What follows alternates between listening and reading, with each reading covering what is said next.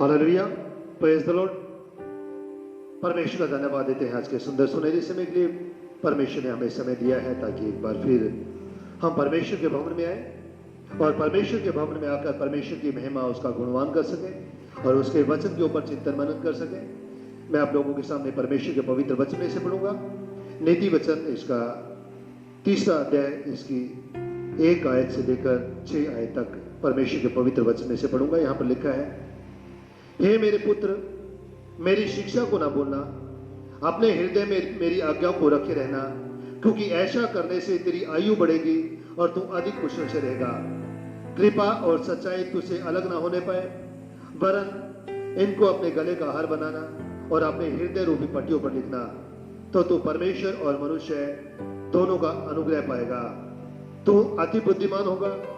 तू अपनी समझ का सहारा न लेना, वरन संपूर्ण मन से यहोवा पर भरोसा रखना, उसी को स्मरण करके सब काम करना, तब वो तेरे लिए सीधा मार्ग निकालेगा। परमेश्वर अपने पवित्र वचन के पढ़े और सुने जाने पे आशीष दे। आमीन। आइए हम आज के वचन के लिए प्रार्थना करें। निहायत मेहरबान खुदा, हम तेरा धन्यवाद देते हैं आज के सुंदर सुनहरी समय के लिए। एक बार फिर से तूने समय दिया ताकि हम तेरे भवन में आ सके और तेरे भवन में आकर खुदा तेरे वचन के ऊपर चिंतन मनन कर सके। यहाँ पर जो भी तेरे पवित्र वचन में से बताया जाता है, समझाया जाता है, सिखाया जाता है, मैं नहीं बल्कि तेरा पवित्र आत्मा मुझ में होकर बातचीत कर सके। आज प्रभु जी फादर्स डे है प्रभु जी, तमाम चर्चेज में प्रभु जी फादर्स डे मनाया जा रहा है प्रभु जी, और तमाम दुनिया भर में फादर्स डे मनाया जा रहा है प्रभु जी। इसके लिए तेरा धन्यवाद देते हैं प्रभु जी, और तूने समय दिया ताकि हम एक बार फिर से हम तेरे भवन में आकर और प्रभु जी तेरे भवन में आकर तेरी महिमा तेरा गुणगान कर सके और खुदा हम तेरे वचन में से कुछ सीख सके, समझ सके, ताकि हम तेरे जीवित वचन के अनुसार अपने जीवन को चला सकें। हमें से हर एक की सहायता करना, मदद करना मांग लेते प्रार्थना तेरे बेटे हमारे प्रभु यीशु मसीह के मधुर और मीठे नाम से सुन और ग्रहण कर, आमीन। प्यारे जी, जो जिस तरह हम जानते हैं आज फादर्स डे है। फादर्स डे कब मनाना शुरू हुआ? फादर्स डे मनाने का विचार सबसे पहले 1909 में वॉशिंगटन की रहने वाली मिसेस ब्रूस जॉन के मन में ये विचार सबसे पहले आया, और ये विचार उन्हें मदर्स डे के सेलिब्रेशन के समय पर आया, क्योंकि उन्होंने देखा कि एक साल में ऐसा दिन आता है जब मदर्स को सम्मानित किया जाता है उनकी उन सेवाओं के लिए जो सेवाएं वो अपने परिवार में देती हैं। तो उन्होंने एहसास किया कि फादर भी हमारे परिवार में एक अहम रोल निभाते हैं, तो हमें अपने फादर को भी महत्व देना चाहिए। तो इसलिए उन्होंने, मिसेस ब्रूस जॉन ने अपने पिता विलियम स्मार्ट के जन्मदिन पर, यानी कि 5 जून को, अपने चर्च में, जिस चर्च में वो जाती थी, फादर्स डे मनाने का फैसला किया। लेकिन तैयारियों के अभाव में यह जन्मदिन 5 जून को ना मनाकर 19 जून को मनाया गया, और तभी से वॉशिंगटन राज्य में जून के 3रे रविवार को फादर्स डे मनाया जाता है। और राष्ट्रपति लैंडन जॉनसन ने 1966 में जून के 3रे रविवार को आधिकारिक तौर पर जून के 3रे रविवार को फादर्स डे घोषित कर दिया। और आज प्यारे जी, जो धीरे धीरे फादर्स डे मनाने की प्रथा पूरे संसार में फैलती चली जा रही है, और आज हम भी परमेश्वर के भवन में फादर्स डे मनाने के लिए जमा हुए हैं। एक पिता की छवि अक्सर शक्ति वाली छवि होती है। पैसे ज्यादा खर्च करने पर, कीमती सामान टूट जाने पर, परीक्षा में कम नंबर लाने पर, या घर के नियमों का उल्लंघन करने पर पिता के हमें डांट का सामना करना पड़ता है, मार खानी पड़ती है, और जिसकी वजह से पिता की छवि हमारे दिमाग में ऐसी बैठ जाती है कि हमारे पिता बहुत सख्त हैं। लेकिन प्यारे अजीजों, इस शक्ति के पीछे एक प्यार है, क्योंकि हर कोई पिता ये चाहता है कि मेरा बेटा गलत ट्रैक पर ना चले जाए, मेरा बेटा या मेरी बेटी गलत संगति में ना पड़ जाए। इसलिए जो पिता है परिवार को अनुशासन से चलाने के लिए कई बार शक्ति का भी प्रयोग करते हैं,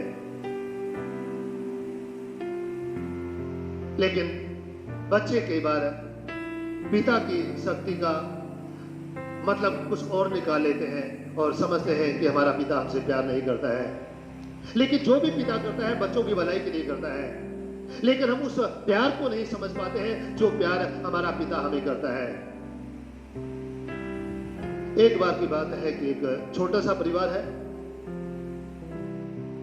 उस परिवार में हस्बैंड, वाइफ और एक छोटी बच्ची थी। जब वो बच्ची मात्र 2 वर्ष की थी तो अचानक उस बच्ची की माता का देहांत हो गया। माता चल बसी और अब घर की सारी जिम्मेवारियां पिता के ऊपर आ गई।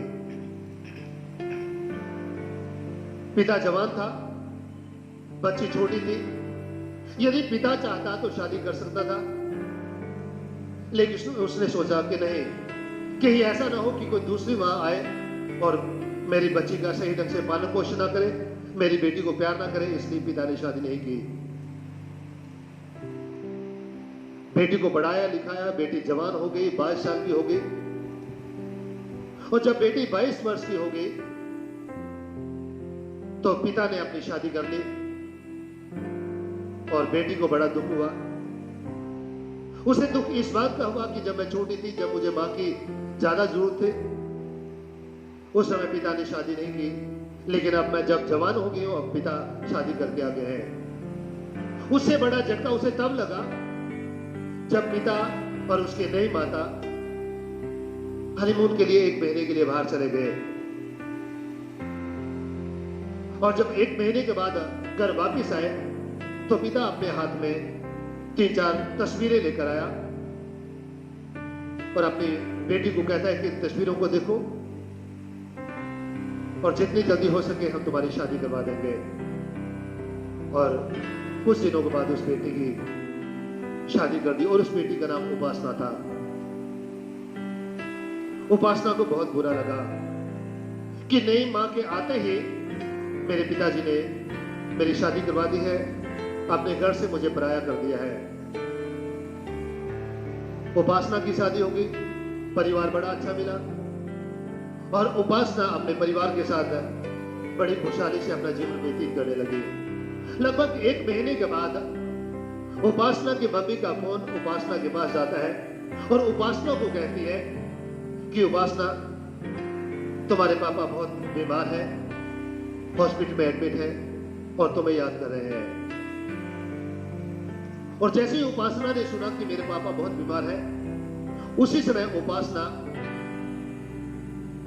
हॉस्पिटल पहुंची अपने पापा से मिलने के लिए। और जब हॉस्पिटल पहुंची उस समय पापा लगभग अचेत थे।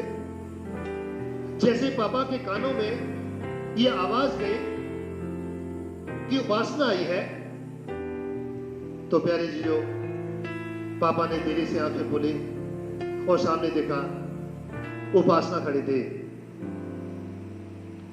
धीरे से अपना हाथ उपासना की तरफ बढ़ाया, उपासना पास आकर बैठ गई और उपासना से कहता है, बेटी तुम मुझसे नाराज है ना? मैं जानता हूं तुम मुझसे नाराज है, लेकिन मैं तुम्हें बताना चाहता हूं, मैंने शादी इसलिए की क्योंकि मैं जानता था कि मुझे कैंसर है और डॉक्टरों ने मुझे कहा था कि तुम 2 महीने से ज्यादा सरवाइव नहीं कर सकते हो। और मैं जानता था कि यदि मैं तुम्हें बता देता कि मुझे कैंसर है तो तुम कभी भी शादी नहीं करते। और उसी दौरान तुम्हारी नई मम्मी से मेरी मुलाकात हुई। इसे भी एक जीवन साथी की आवश्यकता थी, इसे भी सहारे की आवश्यकता थी। और जब मैंने इसे अपनी आप बीती बताई तो ये मेरे साथ शादी करने को तैयार हो गई। और ये मेडिकली अनफिट थी, मां नहीं बन सकती थी। और जब मैंने इसे बताया कि मेरी एक बेटी भी है तो ये बड़ी खुशी से शादी करने को तैयार हो गई कि चलो, यदि आप खुदा ना करे 2 महीने तक इस संसार में रहे, उसके बाद इस संसार को छोड़कर चले जाए, कम से कम हम दोनों एक दूसरे के दुख सुख में एक दूसरे का साथ दे सकते हैं। उपासना का पिता बताता है कि जब हम ये कह करके कि हम हनीमून के लिए जा रहे हैं, हम हनीमून के लिए नहीं गए थे, हम मुंबई गए थे इलाज करवाने के लिए, कि हो सकता है कहीं कुछ ना कुछ आशा की किरण दिखाई दे, लेकिन कोई आशा की किरण दिखाई नहीं दी। और इसलिए मैंने चाहा कि जितनी जल्दी हो सके अपने जीते जी तेरी शादी कर दो, ताकि तू अपने घर पहुंच सके। और जब उपासना ने ये बातें सुनी तो उपासना जोर जोर से रोने लगी। उसकी मम्मी ने उसे उठाया, अपने गले से लगाया और अपनी मम्मी को कहा, मेरे पापा कितने अच्छे हैं, जिंदगी भर ये मेरे बारे में सोचते हैं और हमेशा मैं अपने पापा को गलत समझती रही हूं। प्यारे चीजों, कोई भी माता पिता ऐसा नहीं है जो अपने बच्चों के लिए गलत करे, लेकिन कई बार हमारी सोच गलत हो जाती है अपने माता पिता के प्रति, अपने विशेषकर पापा के प्रति, पापा की शक्ति को देखकर। प्यारे चीजों, परमेश्वर हमें अपने कलाम के द्वारा सिखाने की कोशिश करता है, सिखाने की कोशिश करते हैं कि एक पिता का कर्तव्य है कि अपने परिवार का सही ढंग से पालन पोषण करे, अपने बच्चों को अच्छी तालीम दे, अच्छी शिक्षा दे। और यही बात यहां पर परमेश्वर अपने कलाम के द्वारा मुझे और आपको सिखाने की कोशिश कर रहा है। यहां सुलेमान बादशाह इस वचन में सिखाने की कोशिश करता है अपने पुत्रों को। कहता है, मेरे पुत्र, मेरी शिक्षा को ना भूलना, अपने हृदय में मेरी आज्ञाओं को रखे रखना, क्योंकि ऐसा करने से तेरी आयु बढ़ेगी और तू अधिक कुशल से रहेगा। हालेलुया। यहाँ पर सुलेमान भी एक पिता का रोल निभाता है और पिता का रोल निभाते हुए अपने बच्चों को तालीम देता है, अपने बच्चों को शिक्षा देता है। और शिक्षा ये देता है, ये मेरे पुत्र, मेरी शिक्षा को ना भूलना। जो शिक्षा आज मैं तुम्हें दे रहा हूँ, जो चेतावनियां आज मैं तुम्हें बता रहा हूँ, जो वचन आज मैं तुम्हें बता रहा हूँ, जो आज्ञाएं आज मैं तुम्हें दे रहा हूँ, जो बातें आज मैं तुम्हें बता रहा हूँ, वो तुम्हारे दिलो दिमाग में बने रहे। हे मेरे पुत्र, मेरी शिक्षा को ना भूलना, अपने हृदय में मेरी आज्ञाओं को रखे रहना, क्योंकि ऐसा करने से तेरी आयु बढ़ेगी। तब तेरी आयु बढ़ेगी जब तू मेरी आज्ञाओं को मानेगा। हालेलुया। आगे लिखा है, क्योंकि ऐसा करने से तेरी आयु बढ़ेगी और तू अधिक कुशल से रहेगा। तेरी आयु बढ़ेगी और तू अधिक कुशल से रहेगा। कब? जब तू अपने पिता की, स्वर्गीय पिता की बातों को मानेगा, उसका हुक्म मानेगा, उसकी विधियों को मानेगा और उसकी शिक्षा को मानकर उसकी शिक्षा के अनुसार अपने जीवन को चलाएगा। सुलेमान 4थे अध्याय में यदि हम पढ़े तो 4थे अध्याय में 3री और 4थी आयत पढ़े तो यहां पर लिखा है, सुलेमान कहता है, देखो मैं भी अपने पिता का पुत्र था और अपनी माता का अकेला दुलारा था, और मेरा पिता मुझे यह कहकर सिखाता था, तेरा मन मेरे वचन पर लगा रहे, तू मेरी आज्ञाओं का पालन कर, तब जीवित रहेगा। हालेलुया। परमेश्वर अपने कलाम के द्वारा हमें सिखाने की कोशिश करता है। सुलेमान कहता है कि एक समय ऐसा था जब मेरा पिता भी मुझे शिक्षा देता था। यानी कि एक पिता का कर्तव्य है, पिता का रोल है कि पिता अपने बच्चों को अच्छी तालीम दे, अच्छी शिक्षा दे। कोई भी पिता नहीं चाहता कि उसका बेटा गलत संगति में पड़ जाए, गलत संगति में पड़कर गलत ट्रैक पर जाकर अपनी जिंदगी को बर्बाद कर ले। इसलिए प्यारे चीजों, परमेश्वर अपने कलाम के द्वारा मुझे और आपको सिखाने की कोशिश करता है, मुझे और आपको समझाने की कोशिश करता है। और यहां पर भी हम परमेश्वर के पवित्र वचन में देखते हैं कि सुलेमान का पिता सुलेमान को सिखाने की कोशिश करता है, समझाने की कोशिश करता है और कहता है, सुलेमान कहता है, देख मैं भी अपने पिता का पुत्र था और अपनी माता का अकेला दुलारा था, और मेरा पिता मुझे यह कहकर शिक्षा देता था, तेरा मन मेरे वचन पर लगा रहे। यानी कि सुलेमान का जो पिता है वो भी सुलेमान को तालीम दे रहा है, शिक्षा दे रहा है, ताकि तो परमेश्वर के वचन के अनुसार चल सके, उस शिक्षा को मान सके जो शिक्षा पिता ने परमेश्वर के वचन से दी है। वही शिक्षा आज एक पिता अपने पुत्र को दे रहा है। अब सुलेमान जब खुद पिता बन गया है और वो भी वो शिक्षा अपने पुत्रों को दे रहा है, क्योंकि परमेश्वर का वचन भी हमें यही सिखाता है। जब परमेश्वर ने अपने दास मूसा के द्वारा इस्राएली लोगों को व्यवस्था दी तो उसमें परमेश्वर मूसा को सिखाता है। व्यवस्था विवरण इसका 6वां अध्याय 7वीं आयत पढ़े तो यहाँ पर लिखा है, और तू उन्हें अपने बाल बच्चों को समझाकर सिखाया करना और घर में बैठे मार्ग में चलते लेटते उठते इनकी चर्चा किया करना। जब परमेश्वर ने अपने दास मूसा के द्वारा इस्राएली लोगों को व्यवस्था दी तो उसमें पिता को कहा, घर के बड़े जो बुजुर्ग हैं, जो दादा हैं, उनको कहा कि ये तुम्हारा फर्ज बनता है कि तुम अपने बच्चों को परमेश्वर के कलाम की शिक्षा दो, परमेश्वर के वचन की शिक्षा दो। और ये शिक्षा कब देनी है? वचन कहता है घर में बैठे मार्ग में चलते लेटते उठते इनकी चर्चा किया करना। यानी कि जब तुम्हें मौका मिले तभी तुम खुदा के कलाम की बातें अपने बच्चों को सिखाया करना। और यदि हम नीति वचन इसका 22वां अध्याय इसकी 6वीं आयत पढ़े तो यहाँ पर लिखा है, बच्चे को शिक्षा उसी मार्ग की दे जिसमें उसको चलना चाहिए और वो बुढ़ापे में भी उससे ना हटेगा। हालेलुया। परमेश्वर का वचन कहता है बच्चे को शिक्षा उसी मार्ग की दे जिसमें उसको चलना चाहिए और वो बुढ़ापे में भी उससे ना हटेगा। और प्यारे चीजों, यदि हम चाहते हैं हमारे बच्चे नेक बने, हमारे बच्चे खुदाप्रस्त बने, हमारे बच्चे बड़ों की बुजुर्गों की इज्जत करें, तो अभी से जब हमारे बच्चे सीखने के लायक हैं तभी से हमें अपने बच्चों को अच्छी तालीम देने की आवश्यकता है।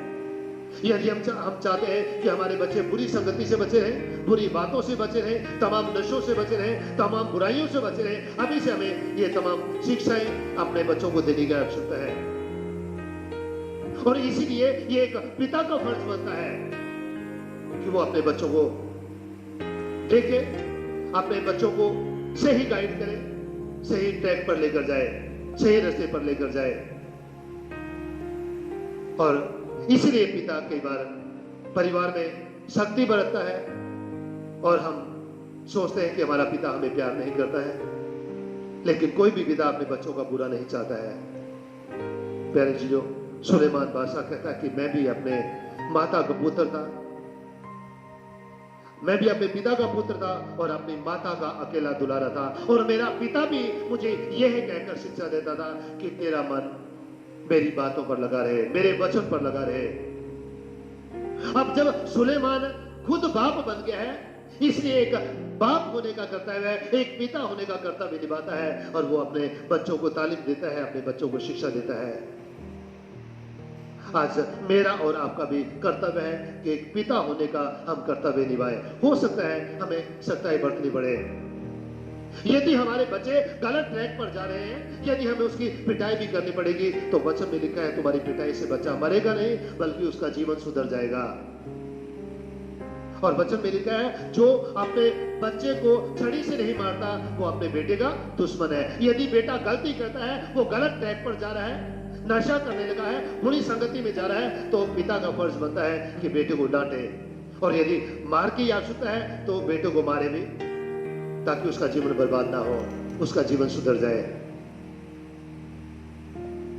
प्यारे जी, जो आज परमेश्वर मुझे और आपको भी सिखाने की कोशिश करते हैं, समझाने की कोशिश करते हैं कि एक पिता होने के नाते हम अपने बच्चों का सही ढंग से पालन पोषण करें, अपने बच्चों को अच्छी तालीम दें, अच्छी शिक्षा दें, ताकि हमारे बच्चे खुदा के अनुग्रह में बढ़ते चले, उसके वचन को समझें, उसके वचन को सीखें और उसके वचन के अनुसार अपने जीवन को चला सकें। क्योंकि यदि हम 5वीं और 6वीं आयत पढ़े, नीति वचन 3 अध्याय 5वीं 6वीं आयत पढ़े, तो यहाँ पर लिखा है तू अपनी समझ का सहारा न लेना वरन संपूर्ण मन से यहोवा पर भरोसा रखना। पिता अपने पुत्र को सिखा रहा है कि हे मेरे पुत्र, तू अपनी समझ का सहारा न लेना, अपनी समझ का सहारा न लेना वरन संपूर्ण मन से, आधे मन से नहीं, पूरे मन से यहोवा पर भरोसा रखना, खुदा पर भरोसा रखना और उसको याद करके अपने सारे काम करना। और फिर लिखा है तब वो तेरे लिए सीधा मार्ग निकालेगा। जब हम खुदा को याद करके प्यारे चीजों काम करते हैं तब परमेश्वर हमारे लिए सीधा मार्ग निकालता है। आज हमें खुदा के ऊपर भरोसा रखने की आवश्यकता है। परमेश्वर के ऊपर भरोसा रखकर उसमें होकर अपनी जिंदगी को गुजारने की आवश्यकता है। एक पिता का यही कर्तव्य है कि अपने बच्चों को अच्छी तालीम दे, अच्छी शिक्षा दे, अच्छा गाइड करे और जहां पर नाराज होने की बात है, गुस्सा होने की बात है, गुस्सा हो, और जहां पर पिटाई की बात है वहां पर पिटाई भी करे, ताकि बच्चे हमारे बिगड़े नहीं, हमारे बच्चे परमेश्वर से लिपटे रहे, गलत ट्रैक पर ना जाए और परमेश्वर के अनुग्रह में बढ़ते चले जाए। परमेश्वर इन तमाम वचनों के द्वारा हम सभी को आशीष दे, बरकत दे और होने दे आज का वचन हम सभी के जीवन में 30 गुना, 60 गुना, 100 गुना फलाने वाला उसके। आमीन। दुआ करें। निहायत ही मेहरबान खुदा, हम तेरा धन्यवाद देते हैं तेरे पवित्र वचन के लिए, वचन के छिपे वेदों के लिए। होने दे खुदा नाज का तेरा का नाम हम सभी के जीवन में 30 गुना, 60 गुना, 100 गुना फलाने वाला उसके। और हम वचन के सुनने वाले नहीं बल्कि वचन के ऊपर अमल करने वाले भी उसके। हमें से हर एक की सहायता करना, मदद करना। मांग लेते हैं प्रार्थना तेरे बेटे हमारे प्रभु यीशु मसीह के मधुर और मीठे नाम से, सुन और ग्रहण कर। आमीन। आप सभी को फादर से बहुत बहुत मुबारक हो। खुदा आप सभी को आशीष दे, बरकत दे। Thank you very much.